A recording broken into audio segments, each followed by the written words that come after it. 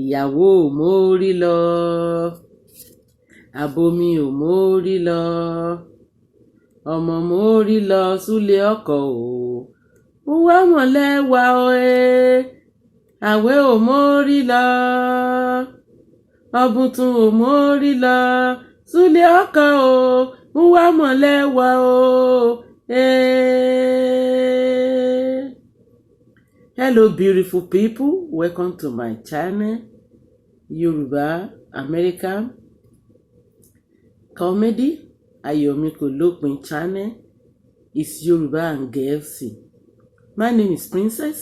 Tonight the episode is about the Olori that was bullied by the police officer. I had a interview with my biological mother, age 109.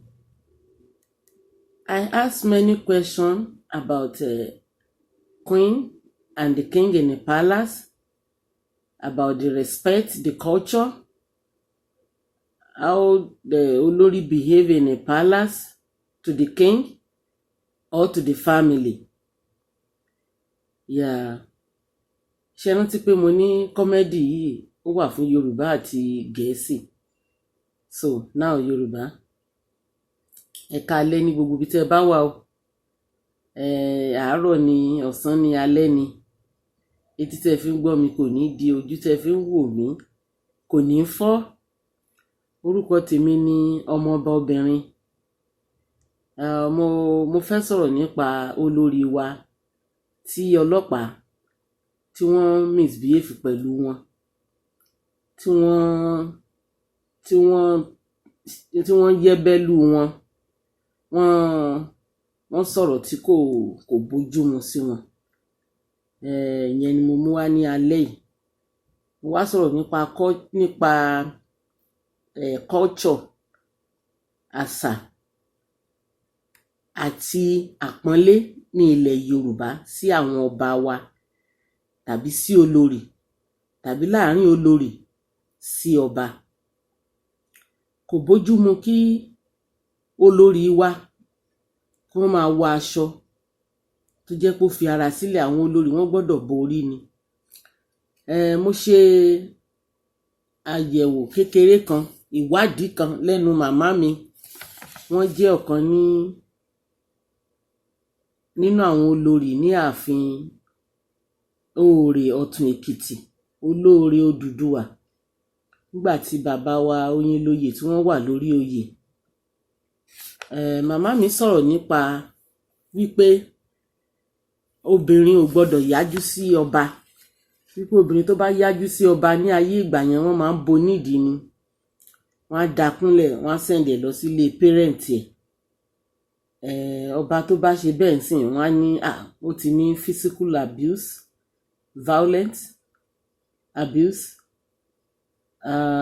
and which is not happening now.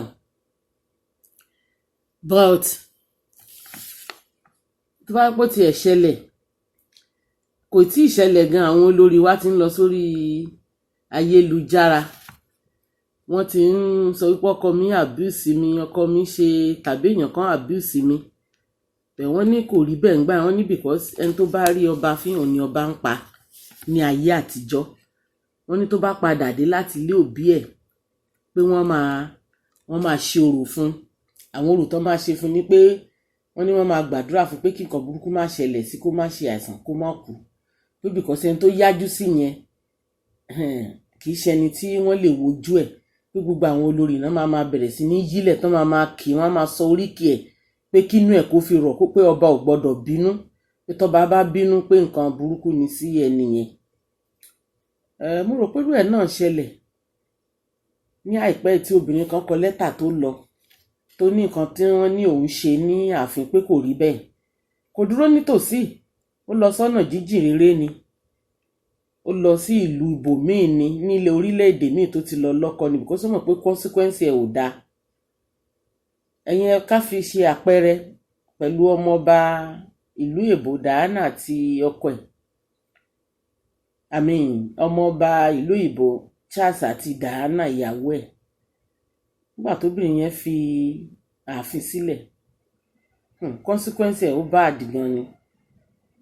So láàárín olórí àti kábíyèsí tíjà bá wáyé tó bá ti bẹ̀ wọ́n ládé òde ni pé ìyàwó mi má bínú, mo ti ṣẹ̀, dáríjì mi, ẹ jẹ́ kó tán síbẹ̀. Tẹ́ bá ní ẹ máa revenge wípé if you think you are being abused by somebody or by your husband and you want to revenge, it will hurt you, even though it might harm you too, and it's happening now. So ẹni tí irú ẹ̀ bá ṣẹlẹ̀ sí kó lọ kó padà immediate effect láti lọ bẹ bàbá yẹn, bẹ ẹbí ọkọ, bẹ everybody, torí wípé ọmọ tó wà ń bẹ̀ kì í ṣe nǹkan téèyàn lè fi bínú délẹ̀. Then àwọn àlejò tó ń wá sí ààfin wọn gbọ́dọ̀ respect àwọn bàbá wa jákèjádò ilẹ̀ káàárọ̀ oòjíire. Àwọn bàbá wa wọn kì í ṣe ẹni tí à ń bọ̀ lọ́wọ́, ẹni tá à ń tẹríba fún ni. Àwọn màmá tún tẹ̀síwájú, wọ́n ní ayé ìgbà yẹn èèyàn ò kí ń dọ̀bálẹ̀ fún ba wọn, dẹ̀ kí ń dúró, wọn kì í bọba lọ́wọ́, pé ọba ò kì í ṣe ẹni tó ń ṣí ojú wò pé èèyàn máa kúnlẹ̀ báyìí tó máa tẹríba ni. Bẹ̀tí lóde òní ń sìn àwọn èèyàn wá ń bọ àwọn bàbá wa lọ́wọ́, á ní hello kabi. Bàbá náà dẹ̀ ní choice, he has to bọ́ lọ́wọ́, because tí ò bá bọ́ lọ́wọ́ wọn ló ṣègbéraga, wọn ló ti pọ̀ jù, and which is not good. Ẹ jẹ́ ká pọ́n àwọn ọba wa lé. Ẹ̀yẹn wò wọ́n nílùú òkèèrè, nílùú òyìnbó ni wọ́n bẹ̀rẹ̀ wọ́n ń tẹríba fún ọba obìnrin. So àwa náà ká jẹ́ ká mú ní ọ̀kúndùn fún àwọn àṣà ìbílẹ̀ wa, nítorí pé tá bá gbé lárugẹ iyì ló jẹ́ fún àwa náà pẹ̀lú, tí àwọn ọmọ kékeré tí wọ́n sì máa kọ́ àríkọ́ṣe ní ara wa. So nípa ìdí èyí, ẹ jọ̀wọ́ ẹ jẹ́ ká ṣe àtúnṣe rẹpẹtẹ tó dáa, because ó ti pọ̀ jù.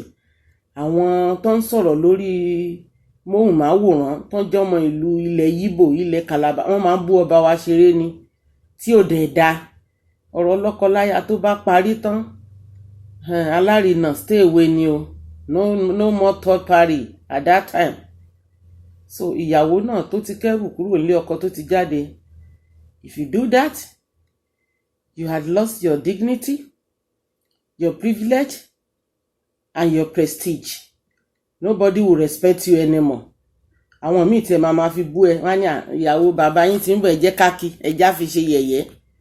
They just want to hear you talking. Wọ́n fẹ́ mú inú bí ẹ, pé kínú máa bí ẹ pé yes, èmi olórí lẹ́ ń ṣe bẹ́ẹ̀ sọ̀rọ̀ sí. Remember, you are no more olórí. You had already left the palace and you lost the dignity, you lost the prestige and your privilege. Before you can those can be returned back to you, you have to go back to the palace. Bẹ ọkọ ẹ fàmọ́ra, látijọ́ aláyé ti dáyé lọkùnrin ti máa ń ṣe obìnrin. Ọkùnrin ò ní ever dọ̀bálẹ̀. Ìwọ náà ló máa mọ̀ bó ṣe máa parí ẹ̀, because it's your house. You have kid there and you don't want to leave the kid there and leave, which is not good. So remember, your children or your child is listening to what you are doing. It might be still little now, he can't say anything, but later on, he will say something to you. It will make you remember that, mommy, you disrespect me, you embarrass me. Mommy, that's not right. Please do the right thing at the right time. You will know how to settle that with your kid, because it's not good. Disrespect anywhere, might expect it anytime until when you go back to your position. So because gbogbo àwọn ọ̀rẹ́ tó ní gan pàápàá wọn níbẹ̀ sọ tọ̀rọ̀, because they too they want that position, but they will not tell you. They want you to fall. Wọ́n á tẹ́ ní sórí kòtò, wọ́n á ní àwọn mìíràn ìjọba rẹ̀ kú ẹwẹ́lẹ́, kòtò dẹ̀ ti wà lábẹ́ ẹni o, ọ̀ntì tí ẹni bá kó sínú kòtò náà ní ìwọ náà ṣe wá ṣe báwọn. bẹ́ẹ̀ ìwọ náà ṣe wá ṣe báwọn ìwọ gan fúnra ẹ ló yẹ kó ronú pé no, you don't have to include any third party into your family. Or kò fẹ́ di ara ẹ síta kó máa lọ sí ojú ayé lukára móhùnmáwòrán. Stop that, trash in the garbage. Forget about it. Don't go to the YouTube or whatever anymore. Stay in the palace, do the right thing over there. Ẹni tá à ń wò lókèèrè bí ẹni gíga kò kí ń rí ara ẹ̀ sílẹ̀, because kó tó lọ sílé ọba you have to think that okay, Muslim ni mí, Christian ni mí, does this place belong to me? Is that my place to live? You have to think very well before you go. Kò tó téèyàn bá ti wọ ọbẹ̀ kò ṣeé padà mọ́. If you look back, dangerous o. So let me tell you that. So in order to remove the dangerous, please, you have to eradicate things that your husband doesn't want you to do. And respect àwọn family ọkọ. Ọmọ tó kéré jù ń bẹ respect gbogbo wọn ní adé orí ẹ. And you must give the honor to who those honor belong to. In order for you to have rest. Ilé ọkọ, ilé ẹ̀kọ́ ni, especially ilé ọba. It's a pepper house. It is a pepper house. So you have to know how to behave. Tó bá ti ń lọ ilé ọkọ gẹ́gẹ́ bí orin mi pé ìyàwó ò mórí lọ,